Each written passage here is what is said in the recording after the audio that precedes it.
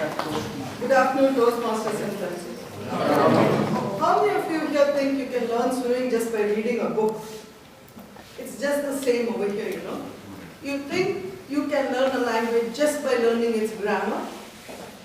You need to speak. A language has to be used. You need to converse in the language before you learn the grammar. You need to be familiar with the language. You need to convey the idea to another person. You don't have to say, I want an apple, I want an apple. The person opposite you understands what you are going to say. In UAE here, we trade with so many countries. We are dealing with so many languages. Does it mean to say I need to become fluent with all these languages?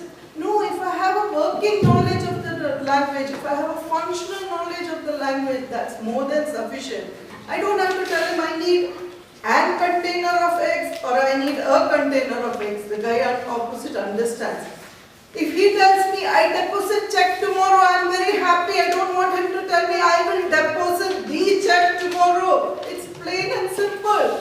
I just need to understand what the other person is saying. And for that I do not need grammar. Grammar will come eventually as you learn the language. What we are saying here is conversation is more important than studying grammar. Grammar is very tedious. It has to come automatically. So many of us here speak so many languages. But do we know to read and write the language? Have we really learned the formal grammar in it? So many schools, many of our children go to school, learn a second language, they learn the grammar. But are they able to converse in it? What is more important today? Today, communication is important. You need to express your ideas. You need to express your thoughts.